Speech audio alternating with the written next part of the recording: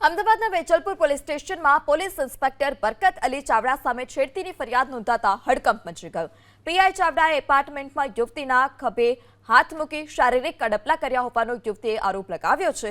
યુવતીએ ફરિયાદમાં આરોપ લગાવ્યો કે પીઆઈ ચાવડાએ લિફ્ટમાં તેની સાથે અડપલા કર્યા હતા, તેના ખભા પર હાથ મૂક્યો હતો। ગભરાઈ ગયેલી યુવતીએ અભયમ હેલ્પલાઇનનો પણ સંપર્ક કર્યો।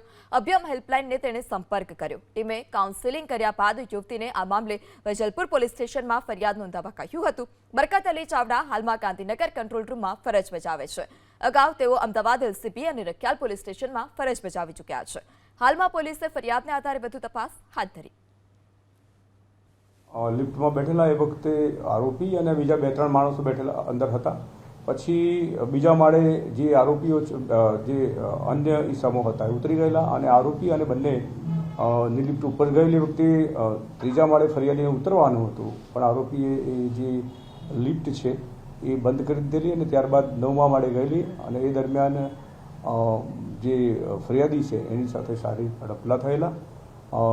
ત્યાર પછી 9મા માળેથી પાછી નીચે આવેલી અને એ જે 6ઠ્ઠા માળે છે એ આરોપી ઉતરી ગયેલા અને ત્યારબાદ જે ફરિયાદી છે એના મામાના ઘરે વાત કરતા તેઓ 181માં ફોન કરી બોલાવેલ અને ત્યારબાદ પોલીસ જતા પોલીસે ફરિયાદ નોંધેલી છે।